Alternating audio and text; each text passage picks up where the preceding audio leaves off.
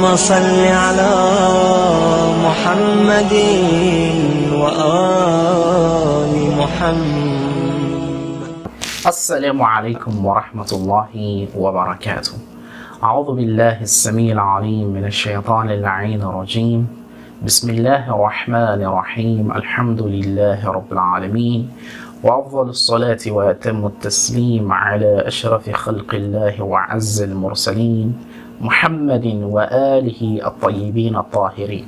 اللهم صل على محمد وآل محمد وعجل فرجهم ولعن أعداءهم أجمعين. We welcome you, dear brothers and sisters in Islam, to today's program on Fiqh al-Siyam. Today the topic of discussion is, what are the obligatory conditions that must be fulfilled before fasting becomes obligatory upon someone? There are so many conditions that our scholars have mentioned with regards to this. The first condition is the person must be baligh, that is al-bulugh. But the question is, what is bulugh? The person must be matured. But the question is, what is the legal age of maturity? With regards to a female child, it is said the legal age of maturity is 9 years. But we're talking about the lunar calendar, not the solar calendar. We're talking about the lunar calendar. And also about a male child, the legal age is 14 years.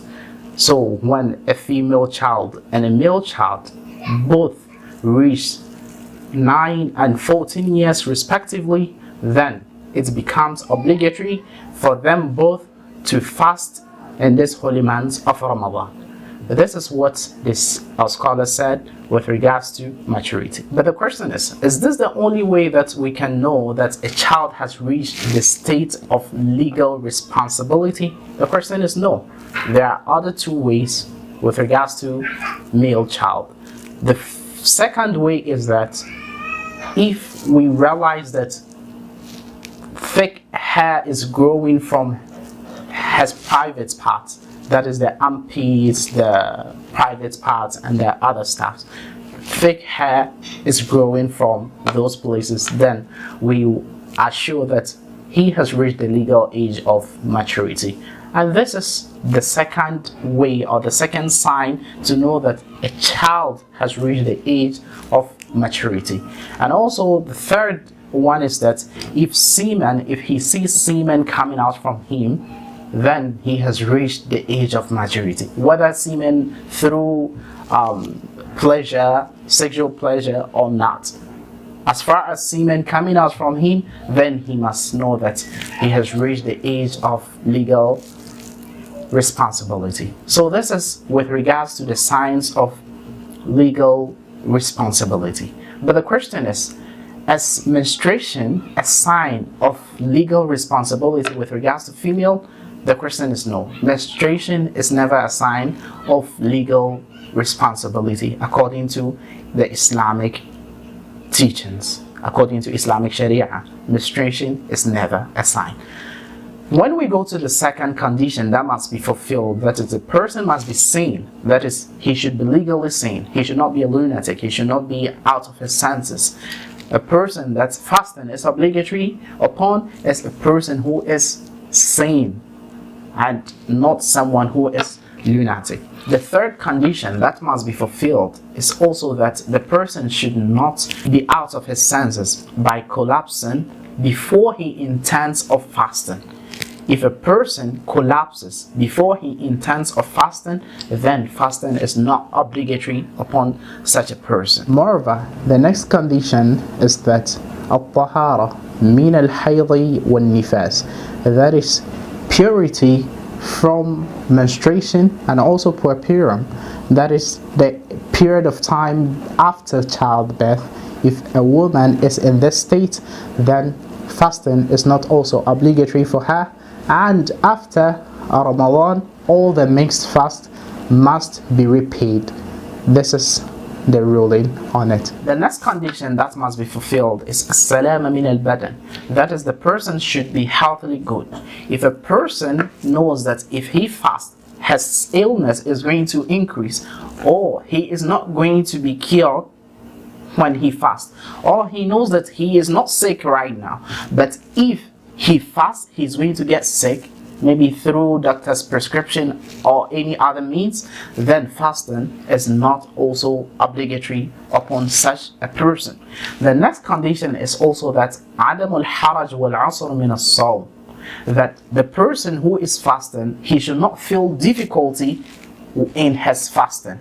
If he is going to feel difficulty, for example, that has to do with his health or it has to do with his wealth, then fasting is not also obligatory upon. And there are more into this, inshallah subhanahu wa ta'ala. We will explain things one after the other. The next condition is أن لا يكون مسافرا يوجب قصر الصلاة مع العلم بالحكم.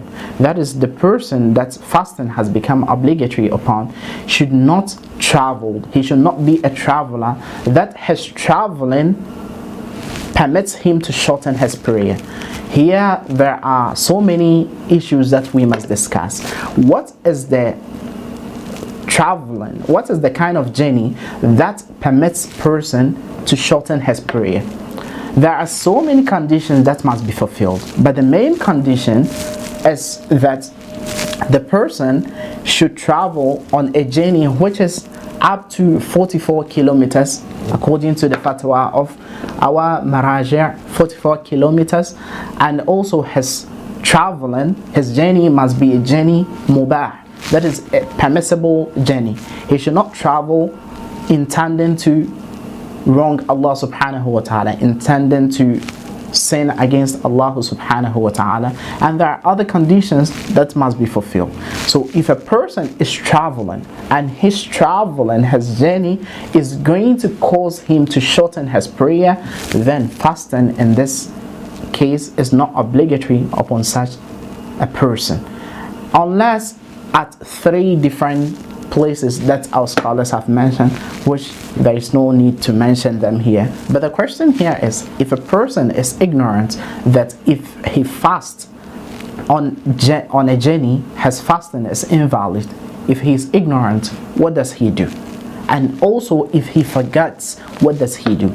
The scholars have said that if he is ignorant about the ruling that a person who is traveling must not fast, if he is ignorant about this issue, then his fasting is valid. However, if he forgets of this about this issue, he is aware, however he has forgotten about the ruling of this issue, then his fasting is invalid. This is their ruling upon such people. The next condition is 𝗓𝗔 وَالشَّيْخَةِ, that is each and every grown-up person whom whenever he fasts is going to cause him troubles or hardship, then fasting is not obligatory upon such people. And also any person who has reached 70 years old, then fasting is not obligatory upon such a person to fast in this holy month of Ramadan. But the issue is, if they are not going to fast, then what do they have to do? There is fidya. They must feed poor people. Each and every fast that he misses, he must feed poor people, which is called fidya. And the fidya is also 75 grams of each and every food item. That is food, that is rice, maize, anything, beans, any food item that is eaten in a geographical area, that food is permissible to be given to a poor person. The next condition, which I think it is the 9th condition, is that he should not be a person who is suffering from the sickness they call 𝗔𝗥𝗘. That is a person who excessively drinks water, who excessively gets thirsty early. For example, someone will drink water just right now, and within 30 minutes time he becomes extremely thirsty. Whoever is suffering from such a sickness, we ask Allah subhanahu wa ta'ala to protect all of us and to protect your loved ones and your enemies too. Whoever is suffering from such a thing, fasting is not obligatory upon that person. The next condition is a pregnant woman.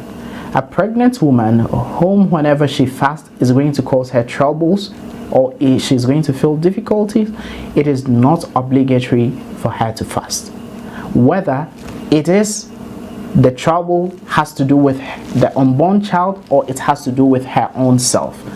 However, there are rulings with regards to the two. Some scholars, for example, Sayyid Ali Sistani, as it pops in my head, he said, if a pregnant woman did not fast, then she must give out fidya, whether the difficulty or the hardship has to do with the unborn child or it has to do with her own self. However, some scholars, for example, Sayyid Ali Khamenei, Sayyid Kamal Haydari, and other Maraji, they are also of the opinion that if the pregnant woman, whom whenever she fasts, it will cause hardship or problems to her. If the woman herself, then she must not give out fidya on the days that she makes her fasting. However, if the hardship has to do with the child, then she must give out fidya on each and every day that she missed her fasting. So these are the conditions that must be fulfilled before fasting becomes obligatory upon someone.